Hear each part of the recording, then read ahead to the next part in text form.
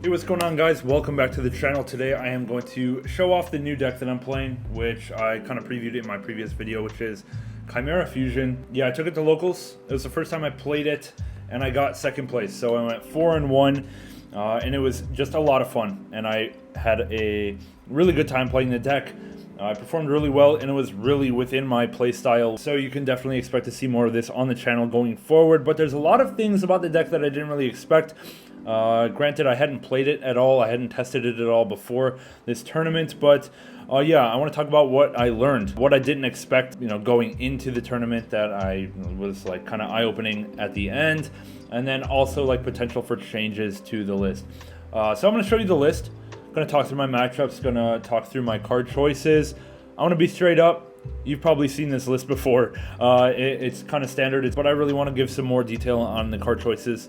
And hopefully you can learn something from this video as well. So yeah, let's go ahead and check it out. Oh yeah, really quick, my matchups. Round 1, Dark World, I won 2-1. Round 2 is Pearly, I won 2-0. Round 3, I lost to Infernoble, and this was the guy that went 5-0 and won the tournament. So yeah, round 2, that was round 3. Round 4, I beat Rickus on Avalon. I forget if it was 2-0 or 2-1. And then round 5, I beat Dragon Link. I think it was 2-0. So yeah, matchups were great. I was happy that I beat like actual meta contenders for the most part. And yeah, all right, so let's go ahead and check out the list. I'll go through the main deck. Again, you've probably seen this main deck before, but there's a couple techs. And also I want to talk about some of my choices in a little bit more detail. So 3 Quaddle, 3 Sword Knight, 3 Gazelle, 2 Berfomet, and 3 Chimera Fusion. This is generally standard. The only thing I was questionable about was the 3rd Chimera Fusion. I was like, do I really need to play 3? My whole engine searches it, and it's recyclable. But I ended up playing 3, and I did not regret that at all. I kind of wanted to see 2 sometimes, because like you can recycle 1, yes, but you're probably not going to recycle it again, because once you summon this and recycle your Chimera Fusion, you're going to fuse this away for like Guardian Chimera most of the time, and you're just going to lose access to Chimera Fusion. So you want to see multiple. If you draw 2, you can set up Guardian Chimera plus another interruption like Magnum the Reliever or something. So that's kind of nice. So generally, yeah, I wanted to see more than 1, and I would have been okay seeing more than 1 Chimera Fusion in my hand, plus just having more access is kind of good because of your hand advantage. It's usually live even when you draw it after turn 1. Next package I played was branded, and I chose to play the larger branded package, so I'll talk about why. So 3 Fusion 2 Albaz, 3 Opening 2 Aliber, 1 kit for the Beast Search, 1 branded in white for the Kit Search, and 1 branded Retribution, just because. So branded Retribution is kind of like the most unique tech in here.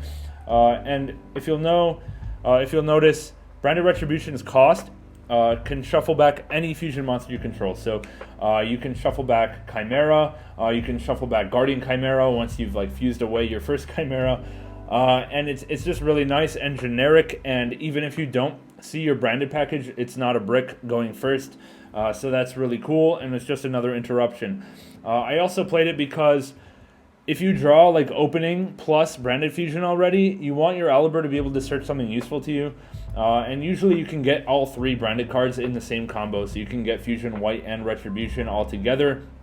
So I kind of liked that, and I wanted another card, and I thought it was better than branded in red, because branded in red is going to be dead a lot of the times. But branded Retribution will work with your whole Chimera package as well. So I really enjoyed that tech. Of course, I started it out going second every game that I went second. So yeah, it's fine in the main. I kind of wanted to try it out anyways. And then for the non-engine, 2 Fenrir. Fenrir I like in any deck generically, but I really like it in this kind of deck where having an extra monster in hand, even if it's kind of dead, is not totally dead, because you can use it for Guardian Chimera fodder. So yeah, that's why Fenrir was excellent for me. 3 Super Poly. I was between Super Poly and Book of Moon for a while, and I settled on Super Poly just because of the space I had in the extra deck. Plus, it outed a lot of things that I thought would be problems for this deck, such as like Borderland, like Double Lady Labyrinth. Super Poly took care of both of those. So, yep, I was a little bit more worried about the more rogue options at my locals. Of course, if you're going to a bigger tournament and you expect to see Pearly and Cash all day, then Book of Moon probably is better. But for me, Super Poly was the way I went. One called by just to avoid the Ash and the Drolls that completely stop your whole engine. And then 3 Ash Blossom myself. And then a little bit of a weird ratio for hand traps for me. I only played 2 Droll and 1 Nib. Should have been 3 Droll looking back. But the reason I put Nib in was I wanted another light target for Albion because sometimes you go through all of your Mirror Sword Knights before you activate your second Branded Fusion, so I just wanted an extra, I wanted to make sure I had something to fuse off to get into a Mirror Jade. So yeah, I wanted a Nib in the main deck just to avoid that situation. And then I was on 3 copies of Imperm as my final hand trap. So this is 42 card list. You can easily cut it to 40, cut the Retribution. You can cut Fenrir's if you want, cut 1 Super Poly if you want, or whatever. But in 42, we had 3, 6, 9, 12, I guess 12 non-engine plus 2 Fenrir and a called by if you want to call those non-engine, like going second cards.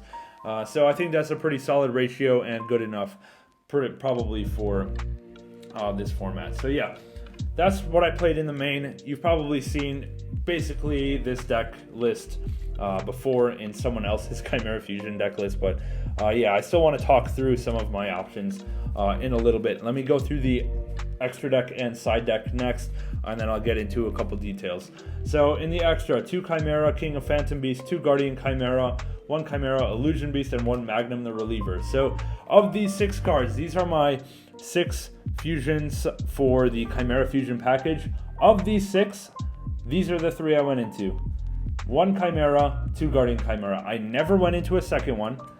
I never went into Magnum, and I never went into Chimera the Illusion Beast. And I think that is a product of the larger branded package in here rather than playing the Edgem Chain and Frightfur and Poly package. Realistic, let me just go through this a little bit. Chimera requires a Fiend and a Beast, of course. In this whole main deck list, my only Fiends are 2 Big Wing Baphomet. And you use both of them in your going first combo. You know, you use one, you summon one off of Mirror Sword, and then you summon the first Chimera King of Phantom Beast with that Baphomet. You revive the Mirror Sword. The Mirror Sword will summon another Big Wing Baphomet on your opponent's turn. And you're probably going to use that for Guardian Chimera, not another King of Phantom Beast. So, like, once you burn through your 2 Baphomet, you're never going to summon this again. So, you know, honestly, in this build, I only needed 1, and I had no problem with that. 2 Chimera, yes. And then Magnum the Reliever and Chimera Illusion Beast. So, first of all, Chimera Illusion Beast, like I said, you're going to summon this, and then you're going to use it as Guardian Chimera fodder, most likely. So, you're never going to be able to summon this anymore. And then we have Magnum the Reliever. Could have come up, I guess. You know, with extra Chimera Fusions, it just never did come up, so this is the most likely card to go into again of these 3, but yeah, going forward, I'm gonna have to think about what I want to use my extra deck for. There's a lot of space in here, a lot of cards that just go unused and that are thought of as standard, but really do need them, so alright, let's go into the branded stuff. 1 Rinbroom for the combo to get into your Chimera stuff. And then I was on 2 Mirror Jade, 1 Alba Lenatus, 1 Albion, 1 Lubellion. So I liked Alba Lenatus just in case I played against Dragon Link and I could just go Albaz Contact Fusion. And also it's a fine send off of Mirror Jade because realistically, what are you setting or searching with another Albion? You're probably just going to search Branded Fusion anyway. So I'd rather have the flexibility and just have the Alba Lenatus just in case for Dragons. And then, yeah, Albion and Lubellion. Lubellion you go into when you are afraid of Bestials or you're playing against Dragon Link or something. You want to be able to make Mirror Jade and not get Bestialed to stop the Albion play. So you go into Lubellion instead. And yeah, that's fine. So nothing I would really change about this. Maybe expand on it if I was to play any different in the main deck, but that's fine. And then my Super Poly targets, Starving Venom, Fusion Dragon, Garura, and Draco Equist. So I wanted to play this for Labyrinth specifically to get rid of 2 ladies on the field because that's a pain in the ass, and Garuda can't do it because it requires different names. And then Draco Kiss for like the big boards of Barone plus Dispatter or whatever. I didn't really know what kind of combo I would be seeing. So between these 3, they kind of solve any problems that you might come across. Did not play Mud Dragon. There's nothing that Mud Dragon is really hitting right now. And did not play...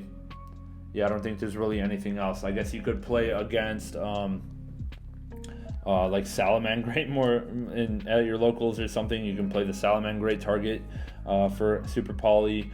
You could play World Legacy Guard Dragon Almarduke or whatever for 3 Link monsters if you're playing some kind of big Link fusion or Link climbing thing. Whatever. But yeah, this extra deck, it was fine, but there's a lot of flexible space in here. Now let me go ahead and talk through the side deck. So 2 Nib and 1 Droll, so it's kind of the finish the play sets of what's in the main. And then I was on 4 Bestials, 3 Magna, and 2 Druis.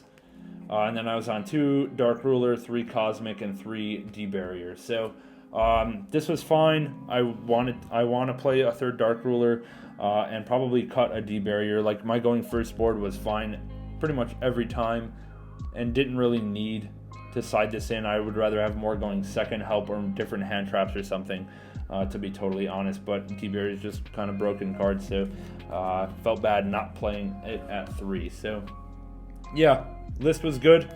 Enjoyed it, but there's definitely room for growth, room for testing things out, because we have so much extra deck space, so much non-engine space that's like, okay, like branded opening. I wish there was a better use for that deck space, but really opening is kind of nice to get into your whole package, Branded Fusion and your Chimera stuff all at once. And that's really why I played it over the Edge Imp and Frightfur stuff. So I was between Edge Imp and Poly, and I was between this and the branded opening package with Alibur. I think even if I was to play this, I would still play Branded Fusion and Albaz, because that's just like 3 of your 9 starters, so you kind of have to do that. But yeah, I ended up going with opening, and the reason was I wanted more starters.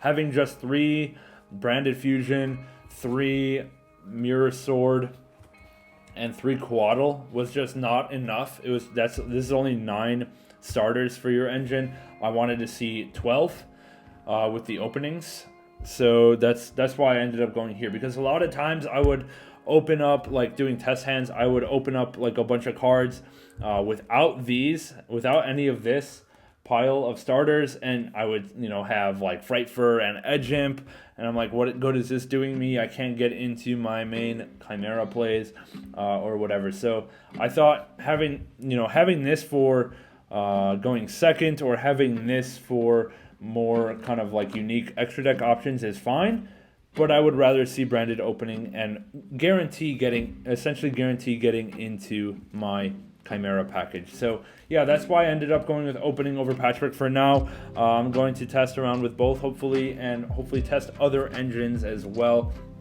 that I've been considering. Like I said, there's a lot of weird space in this deck. There's like a lot of like inefficiencies. I don't want to say inefficiencies, but I feel like there's better uses for the space in the deck, and that's why I want to test some things out. I've been toying around with like Fusion Deployment and Cartesia as an option. If you're going to lock yourself into fusions, you might as well use everything at your disposal, so Fusion Deployment is nice. Let me look into the other Fusion Deployment targets. Maybe there's something besides Cartesia that could be used. Sanctifier, maybe, like, because there's extra deck space, maybe I'll throw in a Veiler in my main, so I can go into Sanctifier against random crap like Cash that really get hurt by this card. And then maybe like a Quem. I know in Galzo's list he plays pretty much the same list as me, but a Quem on top of it. Quem, I first of all didn't know the combos with Quem, so I didn't want to just chuck it in there and hope for the best. And also, I feel like it's a win more card. Like, it only comes up when you resolve your full combo, and that's not a card I really want to play. I would rather play non-engine than that. So, but it's still an option. It's still something to consider and test and consider using your deck space for. So, yeah, these are things to test going forward for me. make sure you stay tuned to the channel to see how this deck comes along, because I'm definitely going to continue playing this deck. Had a great time playing it at my first locals tournament with it. Yeah, hope you guys enjoyed this. Leave a like, comment, subscribe, the usual. Do you play this deck? Are you planning on it, and so forth? And consider becoming a member of the channel, and I will review a deck list for you on the channel live right here. So yeah, thanks for watching. We'll see you guys later.